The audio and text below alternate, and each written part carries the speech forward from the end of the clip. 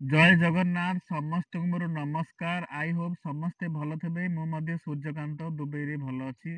ସାଙ୍ଗମାନେ ମୋର ଗୋଟେ ସମସ୍ତଙ୍କୁ ମୋର ଯେତିକି ଗୁଡ଼ା ସବସ୍କ୍ରାଇବର ଅଛନ୍ତି ଭାଇ ଭଉଣୀ ମାନେ ଅଛନ୍ତି ମୁଁ ସମସ୍ତଙ୍କୁ ରିକ୍ୱେଷ୍ଟ କରୁଛି ମୋତେ ଟିକେ ସପୋର୍ଟ କରନ୍ତୁ। ମୋ ଚ୍ୟାନେଲକୁ ସବସ୍କ୍ରାଇବ କରିଦିଅନ୍ତୁ, ସେୟାର ଲାଇକ୍ କମେଣ୍ଟ କରନ୍ତୁ।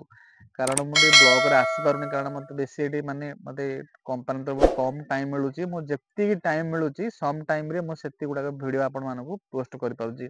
ହୁଏତ ମୋତେ ମୋ ଭିଡ଼ିଓ ଟିକେ ଆପଣଙ୍କୁ ଭଲ ଲାଗିପାରେ, ଖରାପ ଲାଗିପାରେ, କିନ୍ତୁ ମୁଁ ପଜିଟିଭ ହିଁ କଥା ସମସ୍ତଙ୍କୁ କହିବି। ମୋର ଗୋଟେ ସାଙ୍ଗଟେ କହେ ସୂର୍ଯ୍ୟକାନ୍ତ ଯୋଉ କଥାଟା କହେ ଭଲସେ କହେ ଏବଂ କଥାଟା ଲାଗେ। ମୁଁ କାହାକୁ ସାଙ୍ଗମାନେ ଡରିବିନି। ମୁଁ ଡରିଗଲି ମୋ ବାବାଙ୍କୁ ଡରି, ମୋ ମମିଙ୍କୁ ଡରି, ଆଉ ଭଗବାନଙ୍କ ପାଖରେ ଡରିବି। ଆଉ କାହାକୁ ଡରିବା? ଆଉ କାହାକୁ ଡରିବା? ଏ ସଂସାରରେ କଣ ଅଛି କାହାକୁ ଡରିବା କି? କୋଉ ମନ୍ତ୍ରୀ ନେତା ମାନଙ୍କୁ ଆମର ଦରକାର ନାହିଁ। ଭାଡ ମେ ଯା ଜନତା। ଆପଣଙ୍କୁ କିଏ କହିଲେ ନ ଦେଲେ ନେଲେ କଣ ଭଲ କି? ସମସ୍ତେ ଦେଲେ ନେଲେ ଭଲ। କାହା କଥା ଶୁଣିକିରି କେବେ ଆପଣ ନିଜକୁ ନିଜ ଗୋଟେ ଗିଲ୍ଟି ଫିଲ୍ ମନେ କରିବେନି। ଏ ସମାଜରେ ହଜାର ଲୋକ ଅଛନ୍ତି, ଆପଣଙ୍କୁ ହଜାର କଥା କହିବେ। ତା ବୋଲି କଣ ସମସ୍ତଙ୍କର କଥା ମାନିକି ଯଦି ଆମେ ଚାଲିବା ତାହେଲେ ଆମେ ସଂସାରରେ ଚାଲିପାରିବେନି। ଏଇଟା ଗୋଟେ ପ୍ରକୃତ କଥା। ଏ ସଂସାରରେ ବହୁତ ପ୍ରକାର ଲୋକ ଆପଣଙ୍କୁ ମିଳିବେ ଉଚ୍ଚ ନିଚ ଦେଖିବା ପାଇଁ। ଆପଣଙ୍କୁ ହିଁ ମାନେ ମ୍ୟାନେଜ କରିବାକୁ ପଡିବ।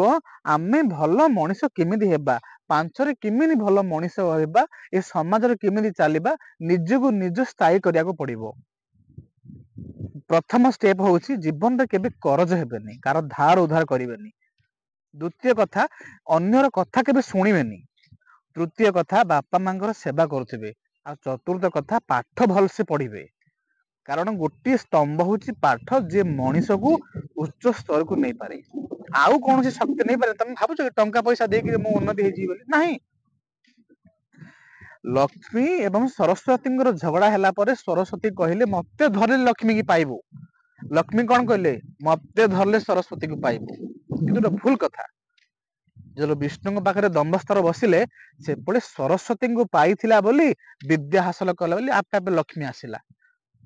ବୁଝିଲେ କି ନାଇଁ? ଏଇଟା ବହୁତ ଗୁଡାଏ ଶାସ୍ତ୍ର ଅଛି, ମୁଁ କହିପାରୁନି। କିନ୍ତୁ ଜୀବନରେ ଗୋଟେ କଥା ମନେ ରଖନ୍ତୁ, କୌଣସି କଥାର ମାନେ ତମେ ଗୋଟେ ପାଦ ଷ୍ଟେପଟେ ଆଗକୁ ଗଲା ପୂର୍ବରୁ ଟିକେ ଭାବି ଚିନ୍ତିକିରି ସବୁ ଦିଗକୁ ଭାବିକି ଆଗକୁ କଥା ବଢେଇବେ।